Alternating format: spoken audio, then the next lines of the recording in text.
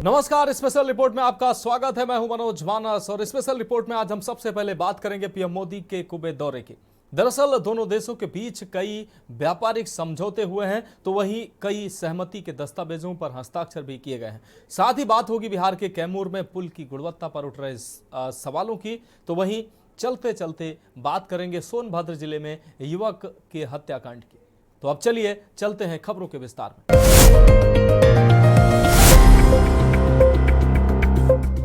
तो special report में सबसे पहली रिपोर्ट की बात करते हैं। प्रधानमंत्री नरेंद्र मोदी का कुवैत के शीर्ष नेतृत्व के साथ बातचीत से पहले कुवैत शहर के बायन पैलेस में औपचारिक स्वागत और गार्ड ऑफ ऑनर दिया गया है।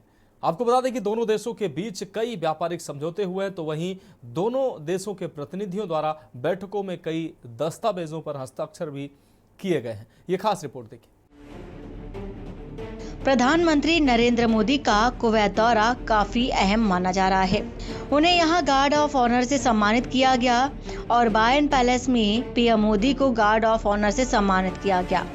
बता दें कि कुवैत में भारतीय प्रवासियों की तादाद सबसे अधिक है और इस वजह से भी भारत और कुवैत के संबंध बेहद महत्वपूर्ण है। बता दें कि 43 साल बाद किसी भारतीय प्रधानमंत्री ने कुवैत का दौरा किया है। खास क्यों है पीएम मोदी का कुवैत दौरा? दोनों देशों के बीच कई व्यापारिक समझौते हुए, बैठकों में कई सहमति के दस्तावेजों पर हस्ताक्षर किए गए। 2022-23 में दोनों देशों के बीच बिलियन डॉलर का व्यापार हुआ। अब बिलियन डॉलर व्यापार को आगे बढ़ाया जाएगा। हाल के वर्षों में कुवैत और भारत के बीच का व्यापार 10 मिलियन डॉलर के ज्यादा बताया जा रहा है। 2022 और 23 में भारत से कुवैत जाने वाले एक्सपोर्ट में 34% से ज्यादा की वृद्धि हुई है। आपको बता दें कि मोदी के इस दौरे से दोनों देशों के रिश्तों को मजबूती मिली है। दोनों देशों के बीच कई व्यापारिक समझौते हुए और 2022 और 23 में दोनों देशों के बीच बिलियन डॉलर का व्यापार हुआ और अब इसे आगे बढ़ाया जाएगा। बता दें कि बायन पैलेस कुवैत में सत्ता का प्रतीक है और कई सारे देशों के दूतावास भी यहीं हैं। इस दौरान पीएम मोदी ने कुवैत के अमीर और क्राउन प्रिंस से मुलाकात की और साथ ही कुवैत के प्रधानमंत्री से भी उनकी मुलाकात हुई।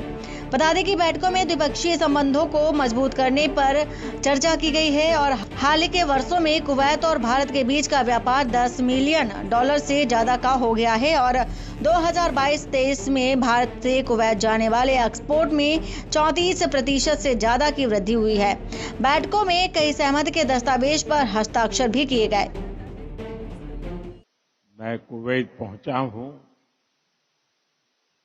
और जब से यहां कदम रखा है तब से ही चारों तरफ एक अलग ही अपनापन,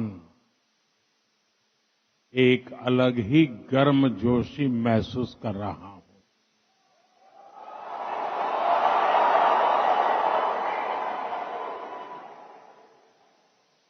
आप सब भारत के अलग अलग राज्यों से आए हैं, लेकिन आप सभी को देखकर ऐसा लग रहा है जैसे मेरे सामने मिनी हिंदुस्तान उमड़ आया है। निवेश को माना जा रहा महत्वपूर्ण। बता दें कि सबसे अहम निवेश माना जा रहा है। दरअसल म्यूचुअल इन्वेस्टमेंट्स और बायलैटरल इन्वेस्टमेंट को महत्वपूर्ण माना जा रहा है। अभी भारत में कुवैत ने 10 बिलियन से ज्यादा इन्वेस्टमेंट किया है और भारत को अभी और इन्वेस्टमेंट की जरूरत है। इसके अलावा डिफेंस को भी महत्वपूर्ण माना जा रहा है। इसे लेकर पहले से ही दोनों देशों के बीच बातचीत चल रही है। बता दें कि कुवैत में 30% वर्कफोर्स भारतीयों का है। भारतीय प्रवासियों से मुलाकात। बता दें कि पीएम मोदी ने यहां प्रवासी भारतीयों से मुलाकात की है। पीएम मोदी ने इस दौरान उन्हें अगले साल भुवनेश्वर में आयोजित होने वाले प्रवासी भारतीय दिवस में सक्रिय भागीदारी निभाने पर जोर दिया है और कार्यक्रम में बोलते हुए पीएम ने कहा कि विकसित भारत की यात्रा भारतीय प्रवासियों की सक्रिय भागीदारी के बिना पूरी नहीं हो सकती। आज भारत प्रगति कर रहा है, उसमें आपका भी योगदान है। आपको पता है, आपको लगता होगा हम तो 10 साल से यहाँ गए, 5 साल से आ गए, हमारा क्या योगदान है? बहुत बड़ा योगदान है। आप जो लोग हर महीना 2 महीने के बाद घर जो पैसे भेजते हैं ना, जी जी। आज वो हमारे श्रमिक बंधु, हमारे प्रोफेशनल्स जो विदेशों में रहते हैं, वो जो पैसे अपने परिवार को भेजते हैं ना, वो भेजने का अमाउंट जो है, दुनिया में हम टॉप पर आ गए अब। तो ये आपका योगदान है, जिसके कारण देश प्रगति कर रहा है। तो इसलिए आप कहीं पर भी हैं, लेकिन आपके जो पसीने का पैसा वहां पहुंचता है ना, तो वहां की प्रगति में उसकी भी महक होती है। महाभारत रामायण का अरबी अनुवाद करने वालों से मुलाकात।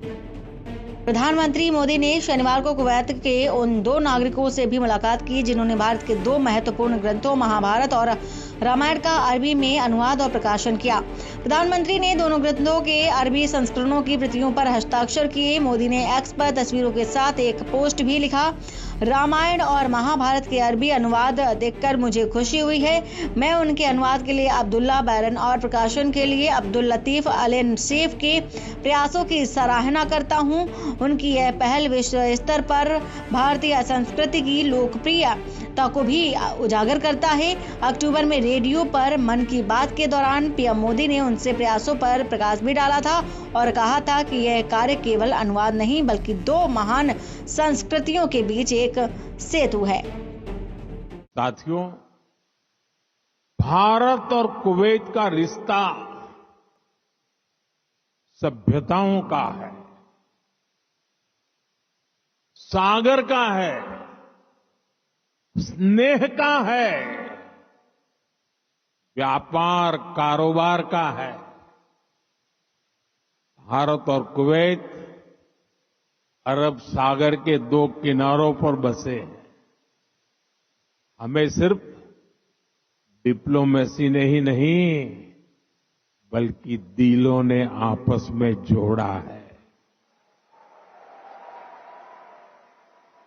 हमारा वर्तमान ही नहीं बल्कि हमारा अतीत भी हमें जोड़ता है।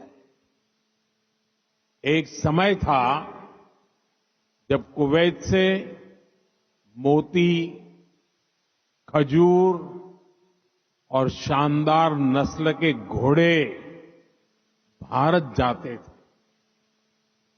और भारत से भी बहुत सारा सामान यहां आता रहा है। भारत के चावल, भारत की चाय, भारत के मसाले, कपड़े, लकड़ी यहां आती थी। भारत की टीकवुड से बनी नौकाओं में सवार होकर कुवैत के नाविक लंबी यात्राएं करते थे। कुवैत के मोती भारत के लिए किसी हीरे से कम नहीं रहे हैं। प्रधानमंत्री नरेंद्र मोदी ने श्रमिकों से संवाद किया। मोदी ने कहा कि घर घर में जरूरी सुविधाएं मैं पहुंचा रहा हूं, 140 करोड़ के लिए मेहनत कर रहा हूं। इस दौरान पीएम मोदी ने कहा कि भारत में सबसे सस्ता डेटा इंटरनेट है और अगर हम दुनिया में कहीं या भारत में भी ऑनलाइन बात करना चाहते हैं तो लागत बहुत कम है और यहाँ तक कि अगर आप वीडियो कॉन्फ्रेंसिंग भी करते हैं तो लागत बहुत कम आती है। इसी के साथ ही पीएम मोदी ने कहा कि लोगों के लिए बड़ी सुविधा है। वे हर शाम वीडियो कॉन्फ्रेंस के जरिए अपने परिवार के सदस्यों से बात कर सकते हैं।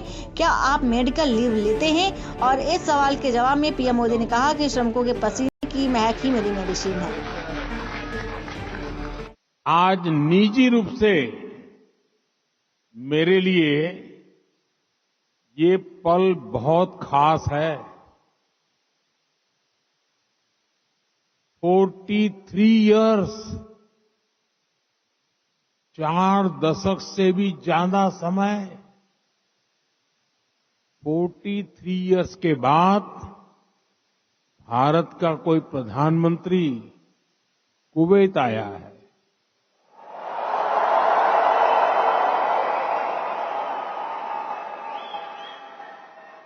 आपको हिंदुस्तान से यहां आना है तो 4 घंटे लगते हैं, प्रधानमंत्री को 4 दशक लग गए। मैं 140 करोड़ के लोगों के लिए मेहनत करता हूं। प्रधानमंत्री मोदी ने कहा कि मैं जब 2047 तक विकसित भारत की बात करता हूं तो इसका कारण यही है कि मेरे देश का एक श्रमिक साथी इतना दूर है। यही सोचता हूं कि मेरे गांव में एक इंटरनेशनल एयरपोर्ट बने। यही एस्पिरेशन ही मेरे देश की ताकत है। पीएम मोदी ने कहा कि हमारे किसान श्रमिक बहुत मेहनत करते हैं। जब मैं उन्हें मेहनत करते देखता हूं तो मुझे लगता है कि वो अगर 10 घंटे काम करते हैं तो मुझे 11 घंटे काम करना चाहिए। पीएम मोदी ने बताया कि डेवलपमेंट का मतलब क्या है। मेरे परिवार में श्रमिकों से बातचीत करते हुए पीएम मोदी ने कहा कि मेरे लिए डेवलपमेंटल का एक मतलब बढ़िया सड़क, एयरपोर्ट, रेलवे स्टेशन तक ही सीमित नहीं है। मुझे तो गरीब से गरीब के घर में टॉयलेट बनाना है। अब तक 11 करोड़ टॉयलेट बनाए गए हैं। हमारे मन में है कि गरीब के पास पक्का घर होना चाहिए। अब तक 4 करोड़ घर पक्के बनाकर गरीबों को दिए गए हैं, लेकिन अभी भी बहुत कुछ करना बाकी है। रेल, रोड और एयरपोर्ट को भी जरूरी ही है, और लेकिन मेरे लिए जरूरी है मेरे गरीब की डिग्निटी, उसकी गरिमा। जो सामान्य जरूरतें होती हैं वो सभी उसे मिलनी चाहिए। वो किसी के सामने हाथ ना फैलाए। और साथियों, जब भी मैं कुवैत की लीडरशिप से बात करता हूं तो वो आप सभी की बहुत प्रशंसा करते हैं।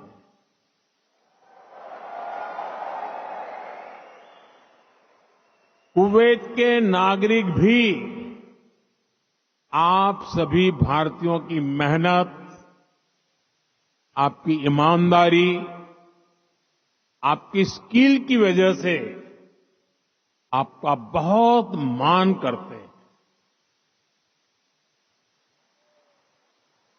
आज भारत रेमिटेंस के मामले में दुनिया में सबसे आगे है,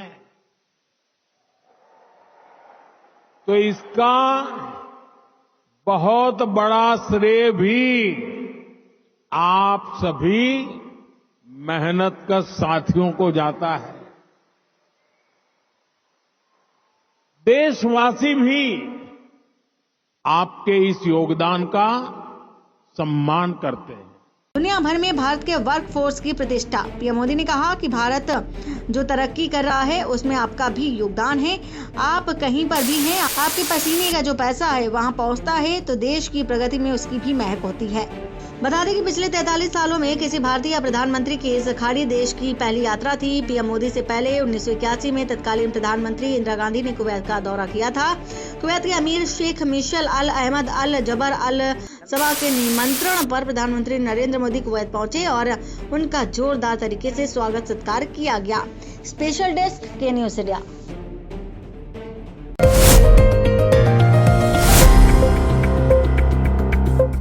तो स्पेशल रिपोर्ट में अगली हम रिपोर्ट की बात करेंगे। बिहार के कैमूर में दुर्गावती नदी पर 5 साल से पुल बन रहा है, लेकिन यह अभी तक पूरा नहीं हो सका है। ऊपर से अब इसी निर्माणाधीन पुल के पिलर का निचला हिस्सा पानी में बह गया है। इससे ग्रामीणों में खासा आक्रोश है और वे जांच की मांग कर रहे हैं। ये रिपोर्ट देखिए।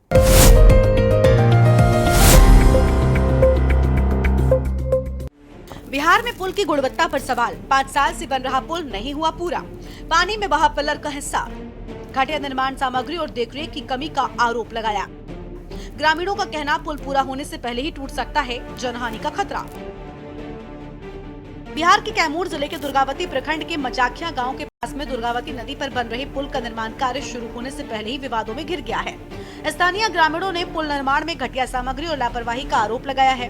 नदी में बने पुल के पिलर का निचला हिस्सा पानी के तेज बहाव में बह जाने से लोगों की चिंताएं और ज्यादा बढ़ गई हैं। ग्रामीणों का कहना है कि ये पुल पूरा होने से पहले ही टूट सकता है, जिससे जनहानि का खतरा मंडरा रहा है। गाँव वालों का आरोप है कि पुल बनाने में घटिया सामान का इस्तेमाल हुआ। अधिकारियों ने काम की उचित निगरानी नहीं की, जिसकी वजह से पुल की नींव ही कमजोर पड़ गई। गांव वालों को डर है कि पुल का इस्तेमाल उनकी जिंदगी को खतरे में डाल सकता है। उन्होंने सरकार से फौरन नए सिरे से मजबूत पुल बनाने की अपील भी कर दी है। तो वहीं मोहनिया सब डिविजनल मजिस्ट्रेट ने माना कि गांव वालों की चिंताएं वाजिब हैं। उन्होंने कहा कि इस मुद्दे पर गंभीरता से विचार किया जा रहा है। जिस प्रकार से पुल का निर्माण होना चाहिए वो बिल्कुल ही घटिया किस्म का मटेरियल का उपयोग हो रहा है। जो पाया दिया गया था वेल पे पहले था, वेल सिस्टम था, लेकिन वेल नीचे जा नहीं पाया। उसकी वजह से डिजाइनरों ने डिजाइन चेंज किया और 6 पाया पुल पर लगाया नीचे। वो 6 पाया बोरिंग के माध्यम से हुआ। 6 पाया का आप देख रहे हैं कि सरिया जो है ये दिखने लगा सिर्फ एक बारिश में। जब से इसका काम हो रहा है तब से न कोई ठेकेदार न कोई इंजीनियर भी नहीं आया कि कैसा माल कैसा माने दिया जा रहा है। इसमें माने कोई पर सरकार का कोई ख्याल नहीं है। बिहार राज्य पुल निर्माण निगम के जो है पुल निर्माण निगम के जो है अधिकारी भी हम लोग के गांव में आए, सारे ग्रामवासियों को जो है आश्वस्त भी किए थे, लेकिन वही है कि फिर जो उनकी चाल है वही घटिया चोरी करने वाला, घटिया क्वालिटी लगाने वाला, घटिया सरिया है, घटिया सीमेंट है, जो है यहाँ कोई टेक्नोलॉजी वाला कोई पर्सन भी नहीं है, इंजीनियर भी अपनी ड्यूटी नहीं यहाँ देते हैं। उसका कारण है कि पुल जो है नीचे से जो है उसकी जो है परतें जो है ढह रही हैं और सरिया जो है दिखाई दे रहा है। बता दें कि पुल निर्माण का कार्य 2019 में शुरू हुआ था, लेकिन 2024 तक ये अभी भी अधूरा है। बरसात के मौसम में नाव संचालन बंद हो जाने के चलते ग्रामीण 4 महीने तक प्रखंड मुख्यालय और विद्यालय से कट जाते हैं। बच्चों की शिक्षा पर इसका सीधा प्रभाव पड़ता है। पुल का निर्माण कार्य धीमा होने के साथ साथ अनियमितता का शिकार भी हो चुका है। ग्रामीणों ने कहा कि पुल से पहले के विकल्प जैसे नाव भले ही अस्थायी समाधान थे, लेकिन उन्होंने कभी इतना खतरा पैदा नहीं किया जितना ये अधूरा पुल कर रहा। बता दें कि दुर्गावती नदी के एक छोर पर बसे मचाखिया गांव और दूसरे छोर पर स्थित विद्यालय के बीच पुल निर्माण की मांग सालों पुरानी है। बरसात के दिनों में जब नाव बंद हो जाती थी तब बच्चे शिक्षा से वंचित रह जाते थे। आए दिन नाव दुर्घटनाओं की खबरों के बीच 2019 में पुल निर्माण का कार्य शुरू हुआ था, लेकिन 5 साल बाद भी पुल का निर्माण कार्य पूरा नहीं हुआ। स्थानीय लोगों का कहना है कि पुल निर्माण में अनियमितता और घटिया सामग्री का इस्तेमाल किया जा रहा है। पुल निर्माण के लिए बनाए गए पिलर का निचला हिस्सा पानी में बह चुका है और पिलर केवल सरिया पटिका है। बन जाने के बाद ये पुल गांव को जिले के बाकी हिस्सों से जोड़ेगा। इससे खासकर बच्चों को नदी पार कर स्कूल जाने में आसानी होगी। स्पेशल डेस्क के न्यूज इंडिया। तो स्पेशल रिपोर्ट में वक्त एक ब्रेक का है और ब्रेक के बाद वापस आएंगे अगली रिपोर्ट के साथ। ब्रेक के बाद स्पेशल रिपोर्ट में एक बार फिर से आपका स्वागत है। स्पेशल रिपोर्ट में अगली अहम रिपोर्ट की बात करते हैं। सोनभद्र जिले की रावर्ट्सगंज कोतवाली के बघुआरी बंधी में एक युवक का शव बरामद होने से क्षेत्र में सनसनी फैल गई। शिनाख्त के साथ ही मालूम चला कि मृतक 5 दिन पूर्व गांव के ही कुछ लोगों के साथ घर से मछली के शिकार पर निकला था। मछलियां पकड़ने के बाद सभी साथियों ने शराब पी। शराब का सुरूर सिर चढ़ने पर साथियों के बीच किसी बात पर विवाद हो गया और थोड़ी ही देर में नौबत मारपीट तक पहुंच गई। परिजनों ने पूरा मामला पुलिस को बताते हुए गुमशुदा के साथी पर आरोप मढ़ा है, इसलिए पुलिस ने आरोपी को हिरासत में लेकर उसके कब्जे से मृतक का मोबाइल बरामद कर लिया है। ये खास रिपोर्ट देखिए। रॉबर्ट्सगंज कोतवाली क्षेत्र के बधुआरी सहित अन्य गांवों में सर्दियों की शुरुआत के साथ मछली का शिकार करना मांसाहार ग्रामीणों का रूटीन बन जाता है।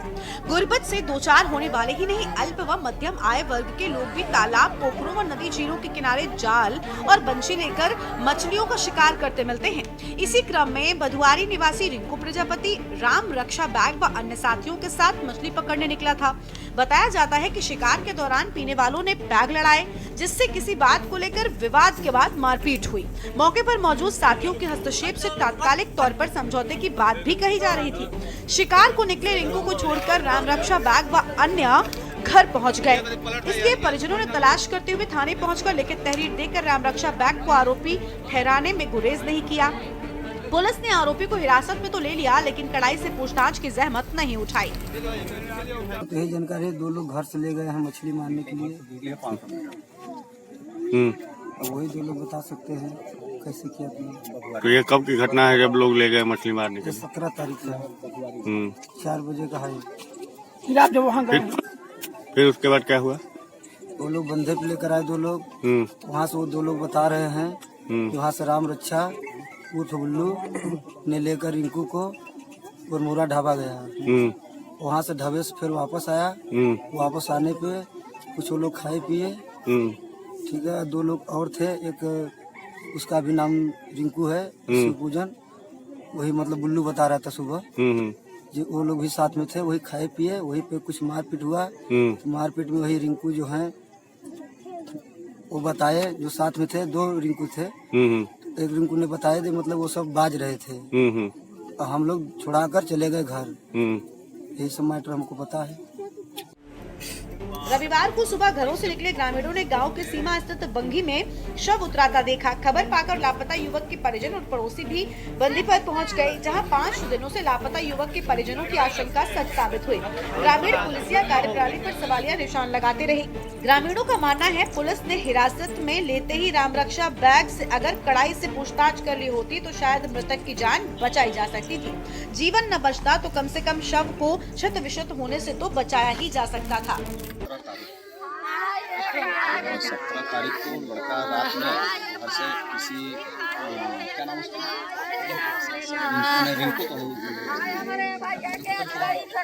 राम रक्षा के साथ दर्शन और मोहरा गया। और मोहरा जाने के बाद अपना लेने के बाद में आए सब बुधवारी आने के बाद ये सब आपस में कहा सुनी की ताबाही जो भी मारपीट की करने के बाद जानकारी यहाँ तक मिली कि उसका चप्पल और मोबाइल सुबह के टाइम उनके घर पहुँचाया। और इस प्रकार की अगर घटनाएं होती रहेंगी, आए दिन घर से निकलना बहुत मुश्किल हो जाएगा। हमारे समझ में आता है कि प्रशासन कहीं न कहीं प्रशासन अपने काम नहीं कर रहा। एसएसपी कालू सिंह ने कहा कि पुलिस सहित परिजन लगातार गुमशुदा को तलाश कर रहे थे। अब शव मिलने के बाद पोस्टमार्टम रिपोर्ट के आधार पर आगे की कार्रवाई की जाएगी। पुलिस अधिकारी के मुताबिक परिजनों ने गुमशुदगी का शिकायती पत्र थाना पुलिस को दे दिया था। एक गुमशुदगी दर्ज कराई जिसमें बताया गया कि उसका भाई रिंकू प्रजापति उम्र 22 वर्ष निवासी बसौली अपने गांव के 2 साथियों के साथ बघवारी बंदे पर मछली मारने के लिए आया था। शाम के समय गांव के ही राम रक्ष बैगा के साथ उरमोरा से शराब लेकर ग्राम बघवारी के रिंकू व शिव पूजन गौड़ के साथ गांव में ही शराब पी थी। शराब पीने के दौरान ही कुछ विवाद होना बताया गया है। पुलिस द्वारा काफ़ी खोजबीन की गई थी परिजनों के साथ, ग्रामीणों के साथ, लेकिन रिंकू का पता नहीं चल सका। आज सुबह रिंकू प्रजापति का शव गांव के ही बघवारी के छोटे तालाब में उतराता हुआ मिला। पुलिस ने मौके पर जाकर सबको कब्जे में लेकर पंचायतनामा पोस्टमार्टम की कार्रवाई के लिए भेज दिया गया है। आवश्यक विधिक कार्रवाई की जाए। हालांकि बंदी से शव बरामद होना हत्या होने का प्रमाण नहीं है। हो सकता है कि शराब के नशे में लड़खड़ाने से, बंदी में गिरने से, पानी में डूबने से रिंकू की मौत हुई हो। फिर अच्छा होता कि पुलिस आरोपी से हुई पूछताछ के आधार पर मृतक का शव बरामद कराती। ब्यूरो रिपोर्ट, के न्यूज इंडिया। स्पेशल रिपोर्ट में आज के लिए मेरे साथ इतना ही। मुझे दीजिए इजाजत और आप देखते रहिए के न्यूज इंडिया।